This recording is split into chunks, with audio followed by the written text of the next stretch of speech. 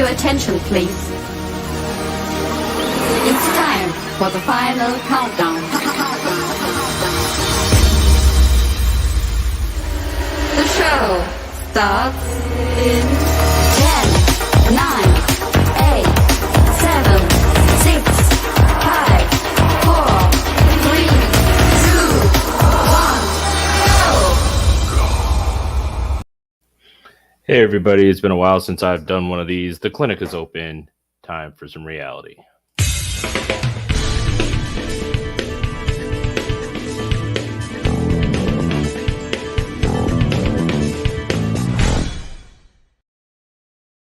All right, hello everybody. It's the doc here. The clinic's open. It has been a very long time since we have done one of these, and I have to say we have a good one here. So we all know we have the Killoran files, and Mr. Killoran has been posting some pretty good stuff as of late. So let's get right to it. Now, what he's decided to go and do is Donald Mason is the mayor of Zanesville, and so to give you some backstory, Mr. Killoran had been arrested in his firearm. Part of his release agreement, his bond, was he had to turn his firearm in to the Zanesville Police Department. Now, what you're going to hear here is there's 3 notices. I think it's all total of about 17, 18 minutes, if that.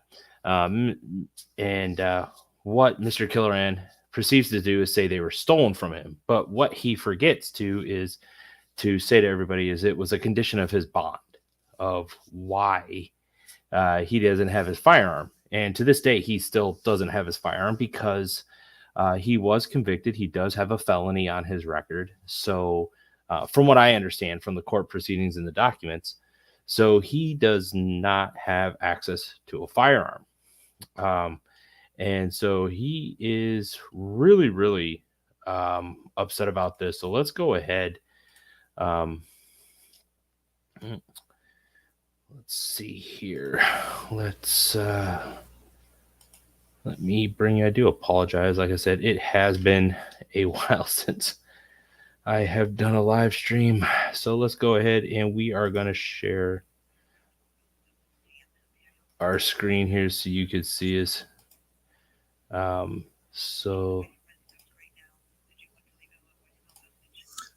Actually, if you could let him know, if you could pass on a message to him, I'm going over these contracts and there's an issue. So now what he's talking about is he likes to call everything a contract. He sent a bunch of soft set paperwork, just really stupid stuff, talking about what his fee and fine schedule is and just a list of stuff. And we will go through that. I do have that paperwork. So he thinks because he sent a letter, a registered letter, return receipt letter, that's a contract. And because they didn't respond to him like he wanted them to, silence his acquiesce, and he thinks the contract's in effect. But these aren't contracts. He literally wrote a bunch of soft set nonsense. And yes, he says he's not one, but he does play by that book. So in this, he's going over this contract, quote unquote contract. So let's take a listen here. With some property that was stolen from me by the police department. Now, it wasn't stolen. I do have the paperwork to show that it was actually a condition of his bond to be released from jail. Part of his bond condition was to turn in his firearm to the Zanesville Police Department, any other firearms that he has. And I need him to find out, or rather, I should rephrase that. He needs to find out what the status of that property is. And so, one, he's contacting the wrong person. In the city of Zanesville, they actually have 2 police officers, I believe they're detectives both, who are responsible for inventorying evidence.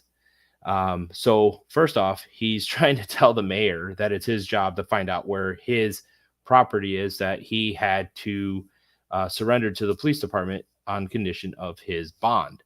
And so he's trying to tell the admin assistant for the mayor here that he has to go out, find out what's going on with this, and then report back.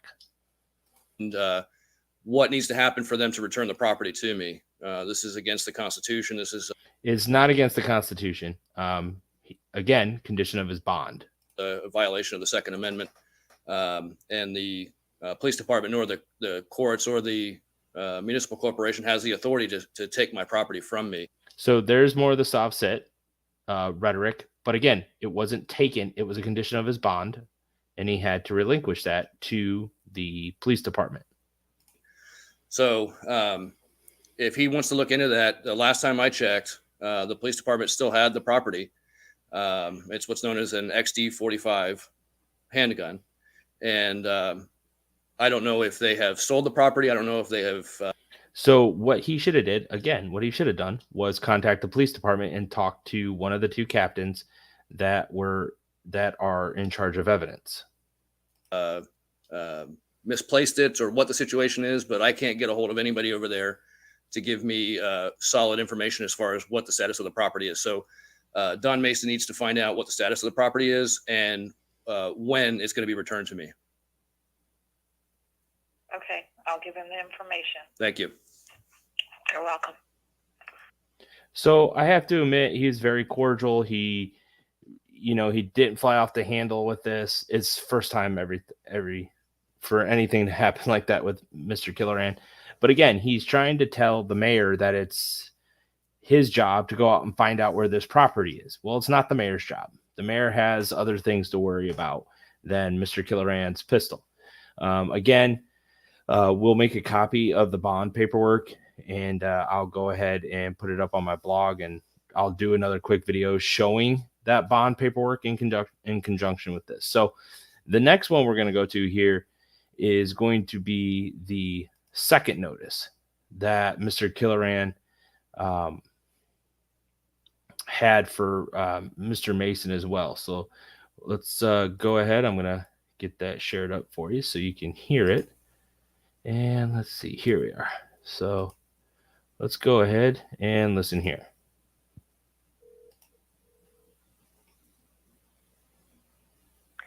Mayor's office, this is Pam. How may I help you? Yeah. Hi, Pam. This is Brandon. How are you today? I'm good. How are you? I'm doing well. Thank you. Is Donald in today? He is. He's in a meeting right now. Okay. When he gets out of that meeting, if you could let him know, I'm calling back to follow up regarding the property that was stolen from my estate. And he had never. So again, he starts out with, "Oh, the property was stolen." No, the property wasn't stolen. Again, condition of your bond. Never responded or let me know. I don't know if he got a chance to look into that. But I did tell him that you had called about that, and I know he was going to check on it, but I will remind him about it. Maybe he hasn't got an answer from. Again, mayor is much more, has bigger things to worry about than this guy's pistol. Get back with you on that. Yeah, please do. I mean, it shouldn't take but a 5-minute conversation with someone down at the police department to find out what the status of the property is. And then he can email me or call, whichever is more convenient for him. Probably email, okay. I guess I would presume.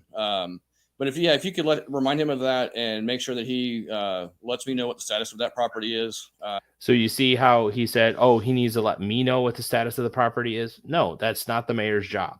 What should have happened, which would have alleviated all of this, was I'm sure the mayor went to David Tolber, who is the law director of Zanesville City, and then it should have went to the chief of police, and then the chief of police should have reached out to his two evidence custodians to find out what was going on. Now, I do have some interesting information on this because I did reach out to David Tolber on this. So as soon as you hear the third video, we'll go ahead and I'll give you that little juicy tidbit. And when it's going to be returned to me. And then also, I wanted to find out if he could look into if the city has been adding any new products to the water system. So then he completely diverts. He goes from wanting his handgun back to talking about wanting to know if there was anything put into the water system there in Zanesville. So I don't know. Maybe he's starting to feel a little bit better, because if you hear right here, he's not screaming, he's not yelling, he's not calling people's names, he's not showing his normal narcissistic self. He's not playing, "Well, I'm better than everybody else and I know everything." So he's being very cordial. So maybe they are putting something in the water. I don't know. I know that the city adds fluoride to the system, to the water supply. But I'm curious if there's been any like new products or any new additives that have been, I don't know what the right term is, I guess added to the list of these things like fluoride being put in the water supply. I don't know if that makes sense. Yeah, okay. I get you. Okay, yeah, I can ask him that. I'll give them that information as well. Perfect. Thank you very much. Yeah, like I said, if he could, when he gets the information, if he could just email me and let me know what the status of both those issues are, I would greatly appreciate it. Okay. Okay. All right. Thank you, Pam. God bless you. I hope you have a good day. You too. Thank you. Bye-bye. Bye. So again, very cordial, very nice, but then he goes off wanting to know if there's anything new put in the water supply. So seriously, where are you going with this? I was hoping there was going to be another video talking about stuff in the water supply. Maybe he was starting to feel better. Who knows? But nothing ever followed up on it. And maybe something will. I don't know. It's got some weird stuff he likes to talk about. So now I have the third and final one now. And now he talks about, I believe in this when he talks about having to notify his trustee, which is very interesting how now this is all taking place. So let's go ahead and we'll get that going. So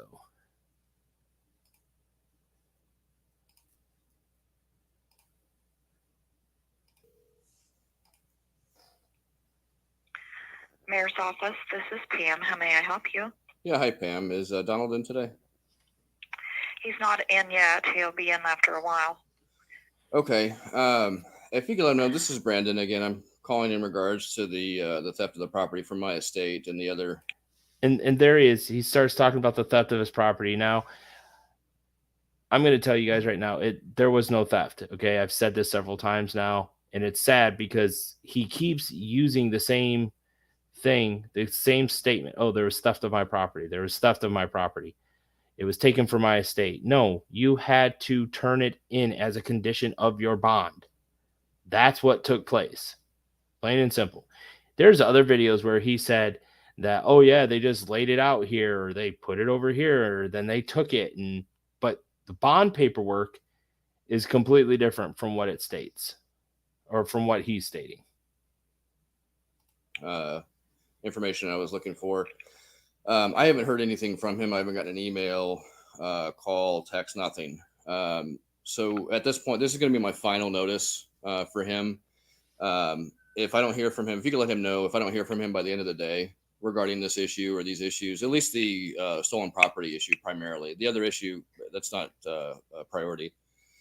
If I don't hear from him by the end of the day regarding the stolen property, what the status is and so forth, at the very least, what the status is, then I will consider it a conspiracy, and I'll just have to add it to the laundry list of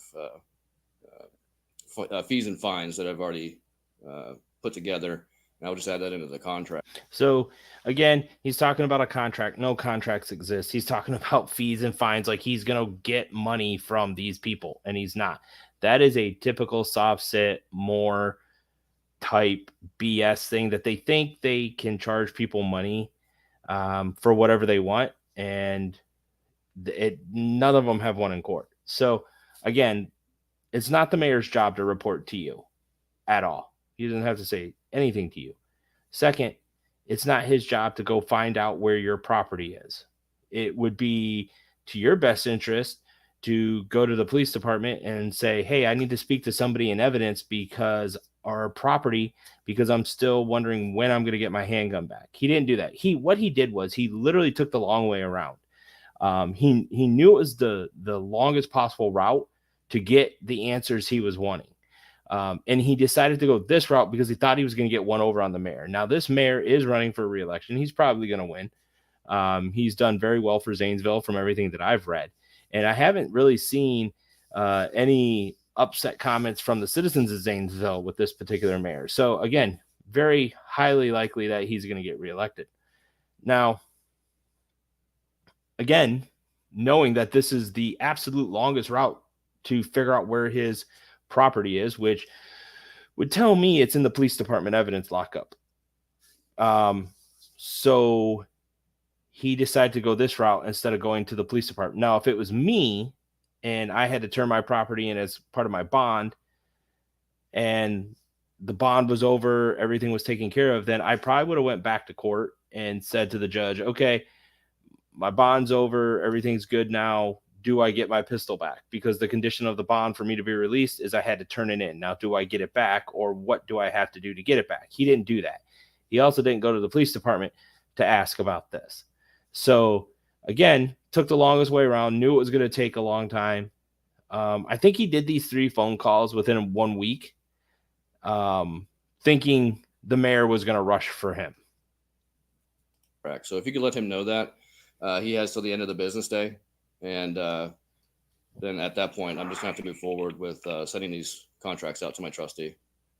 So there it is. He's going to send contracts out to his trustee. I don't think Sofsits and Moores have any idea what an actual contract is.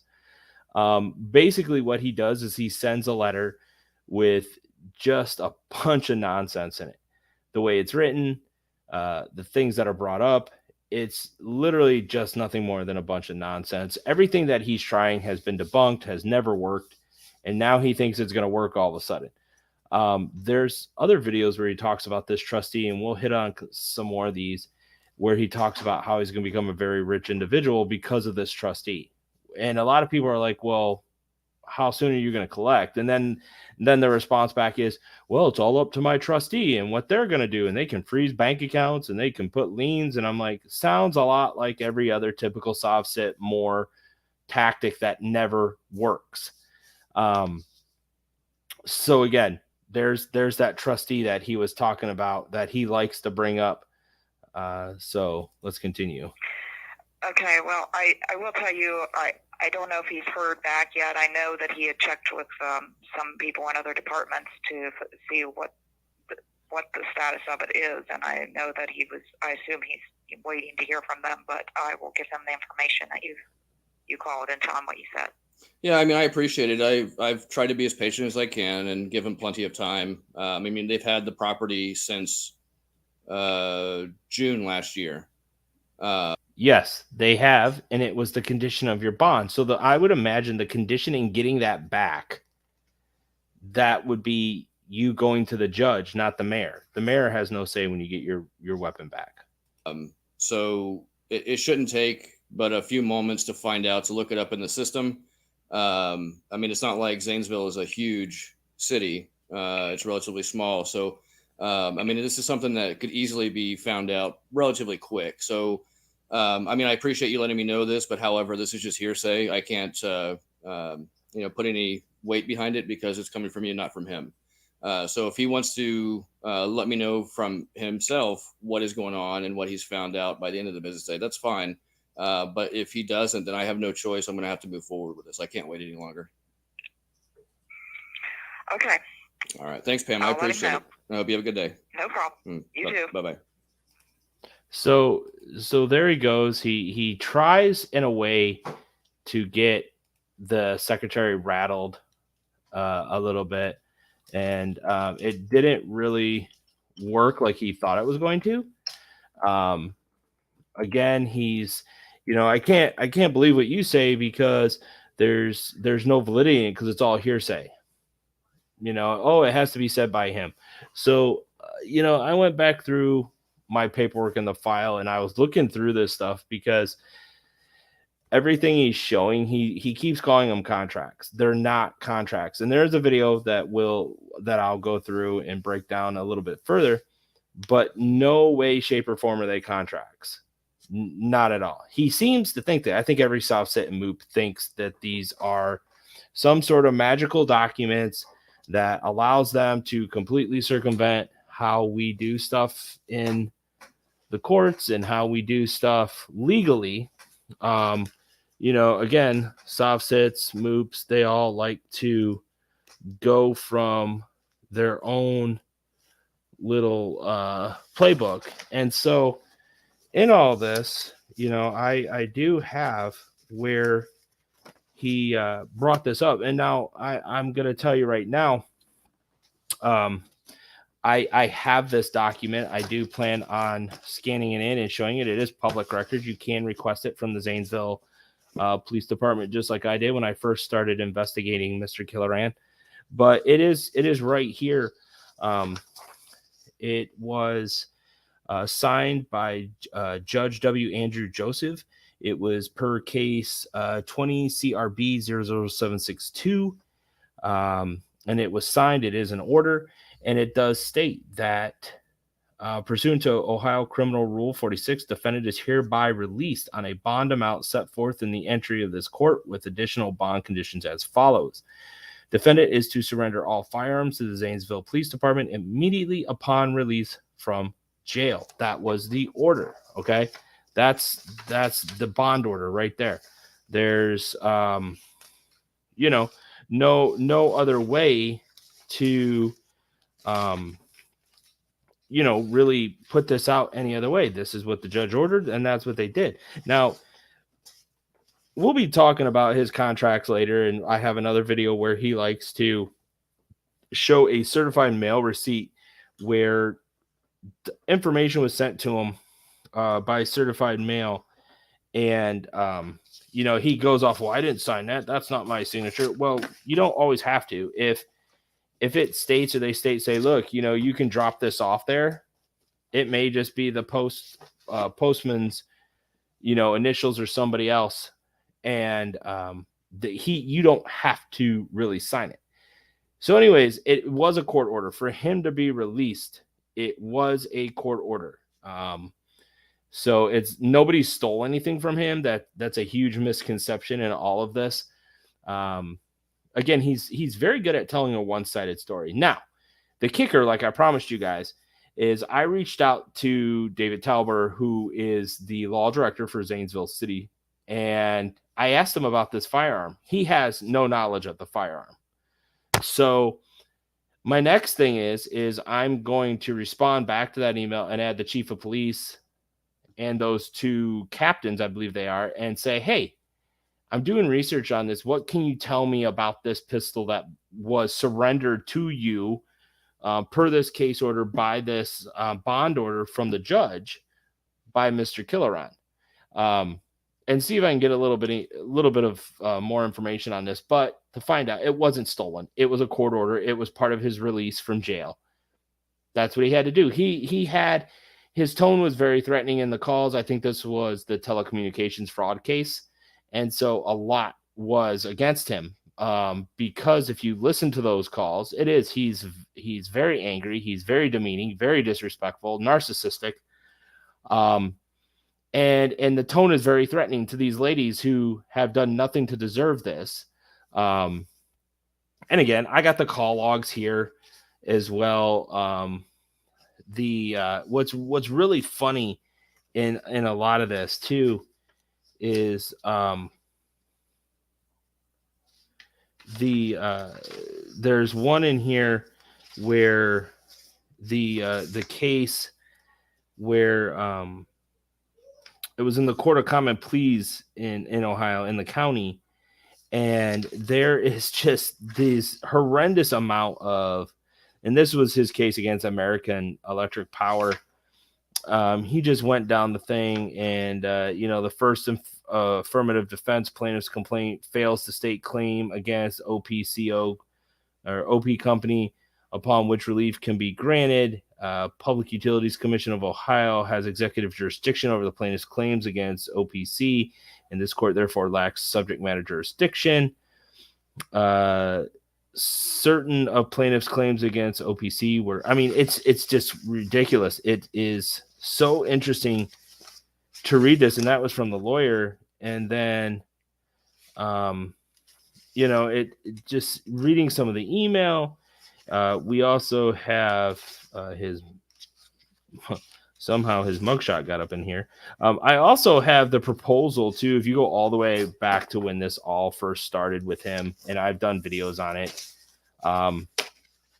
the city was going to pay to have a third party come out with their equipment, a full spectrum analyzer, but he turned it down. He made the comment, oh, they don't know what they're doing. And so that was that. So anyways, back to what we were talking about here. So again, these are the three note quote unquote notices that he tried to give to Don Mason, the mayor of Zanesville.